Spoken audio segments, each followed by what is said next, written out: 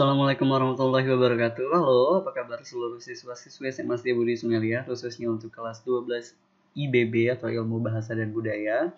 Baik, di materi video kali ini Bapak akan menyampaikan materi tentang public speaking. Tidak usah berlama-lama, mari kita bahas tentang materi public speaking. Public speaking atau komunikasi lisan.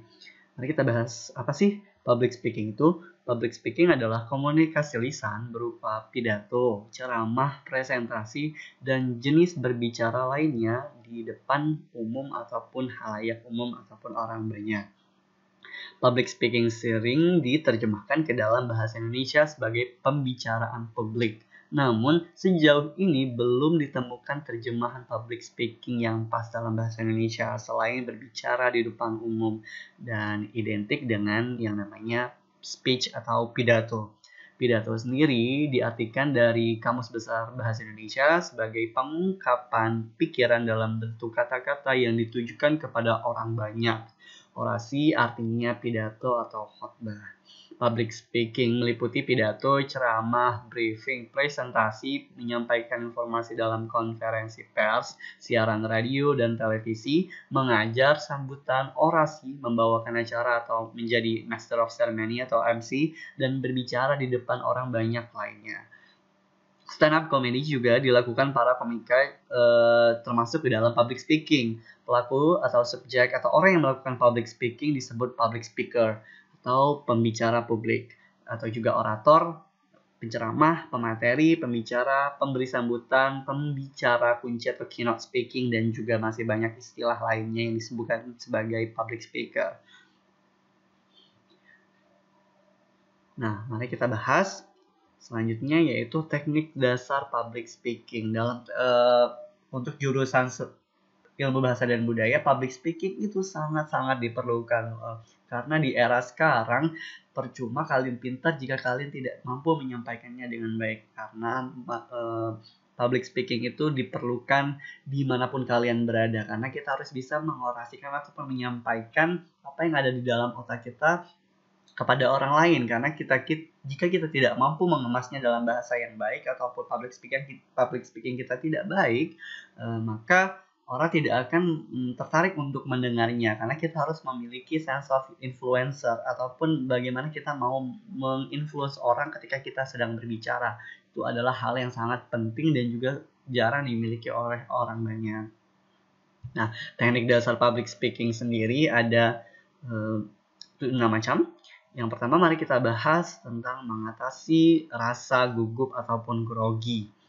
Nah, biasanya ketika kita berbicara di depan umum, semua orang baik yang sudah profesional apalagi pemula pasti mempunyai rasa gugup ataupun grogi atau bahasa Inggrisnya nervous.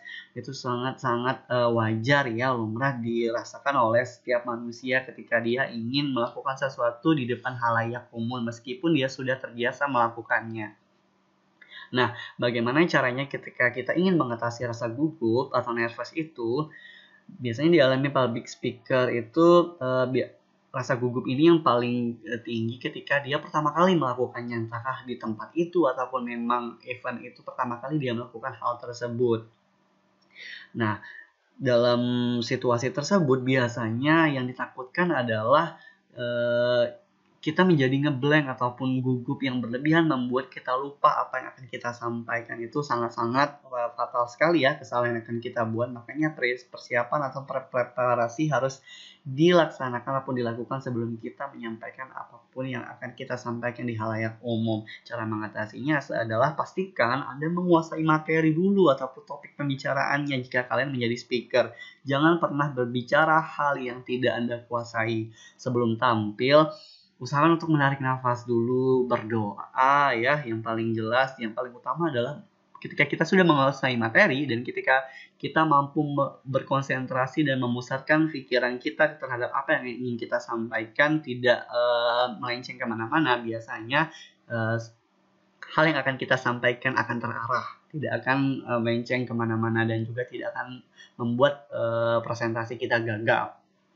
Yang kedua yaitu persiapan. Jangan pernah melakukan public speaking tanpa persiapan ataupun preparation. Dalam masa persiapan ini, lakukan latihan di depan cermin. Latihan ataupun training itu sangat-sangat diperlukan karena seorang profesional juga biasanya dia akan melakukan latihan terlebih dahulu ya untuk memastikan bahwa nanti penampilannya ketika dia sedang berbicara ataupun berpresentasi itu terlihat seperti mengalir dan tidak ada kendala ataupun struggle yang akan muncul pada penampilannya ataupun apa yang akan ia bicarakan nanti. Pastikan pula Anda menguasai materi tadi, ya perbanyak baca referensi seputar topik yang akan Anda bicarakan di depan umum. Makin banyak referensi yang Anda baca, yang kalian baca, maka akan semakin luas pula wawasan dan juga penguasaan tema yang akan kalian miliki, sehingga akan memunculkan rasa confident atau percaya diri. Yang ketiga, ini cara teknik membuka dan menutup sebuah pidato ya. Biasanya untuk pidato ini atau speech ini termasuk dalam public speaking juga ya, yang dinamakan public speaker ataupun sang pempidato. Banyak cara membuka pidato ya dalam teknik dasar public speaking. Membuka pidato paling umum dan gampang adalah setelah salam langsung mengemukakan topik pembicaraan atau mengemukakan tema apa yang akan Anda sampaikan. Sedangkan untuk menutup sebuah pidato tersebut, teknik menutupnya mengakhiri atau menutup public speaking bisa dilakukan dengan cara meringkas materinya dulu. Misalkan kalian setelah berbicara tentang atau berpidato tentang hal apapun di dalam tema itu, kalian ringkas ataupun rangkum materi yang telah kalian sampaikan itu, ambil poin pentingnya saja, mengutip pepatah juga bisa ya, kata-kata bijak. Biasanya jika seseorang mengakhirinya dengan kata-kata bijak seperti itu ataupun pepatah ataupun kata-kata yang indah, orang akan menganggap apa yang telah ia sampaikan tersebut jauh lebih menarik jika ia menyimpulkan dan menambahkannya dengan referensi kata-kata bijak seperti itu. Yang ketiga, menguasai materi sudah, ya, melakukan persiapan juga sudah. Terus teknik penyampaiannya.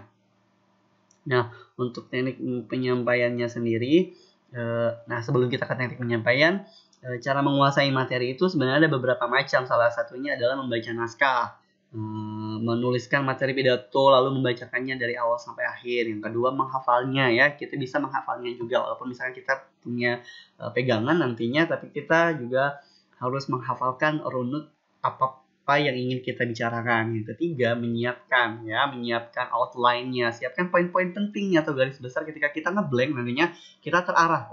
Materi ini yang belum kita sampaikan, seperti itu outline-nya ya.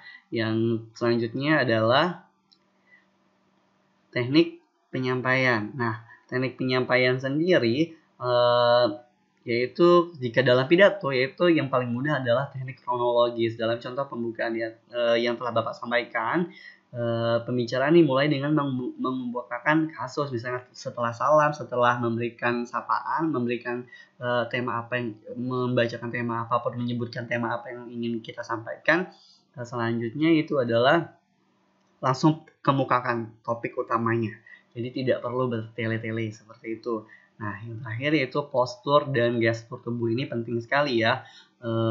Postur adalah bentuk atau keadaan tubuh kita, yakni posisi berdiri. Misalkan kita berdirinya di depan podium atau di depan audiens seperti itu. Pastikan kalian berdiri dengan tegak, tenang, rileks, penuh percaya diri ya, harus confidence dan siap menyampaikan materi. Sedangkan gestur ini adalah gerakan anggota dari tubuh sampai kepala, tangan, kaki, semuanya per tubuh kita itu gestur harus membentuk komunikasi nonverbal dengan aksi tubuh yang terlihat mengkomunikasikan pesan-pesan tertentu, baik sebagai pengganti bicara atau bersamaan dengan kata-kata. Misalnya gestur itu misalkan tangan kita ikut berbicara juga ya, tidak perlu juga kaki ikut berbicara misalkan ya.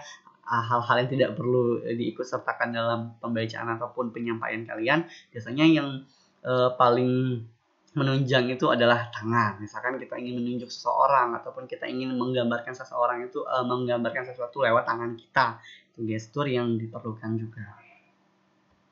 Nah, jadi Bapak rasa cukup sekian materi tentang public speaking. Jangan anggap remeh ya, kalian harus sering-sering berlatih public speaking, apalagi untuk anak ilmu bahasa dan budaya pada sastra, baik itu sastra Indonesia, sastra Inggris ataupun bahasa-bahasa lainnya, kalian harus sering berlatih karena public speaking itu sangat-sangat penting apalagi di era sekarang ini.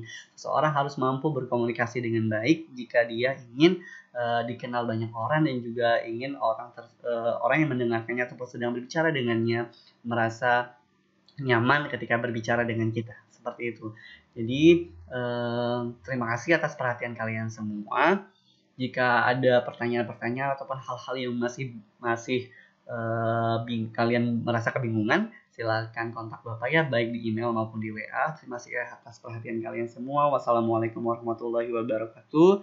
Selamat belajar di rumah. Silakan cari referensi dimanapun kalian bisa akses, baik dari internet ataupun buku ya, baik dari YouTube dan juga sosial media lainnya. Silakan cari referensi untuk belajar. Semoga pandemi COVID-19 ini segera berakhir karena Bapak berharap kita bisa belajar tatap muka kembali di sekolah. Amin. Terima kasih. Wassalamualaikum warahmatullahi wabarakatuh. Salam sejahtera untuk kita semua.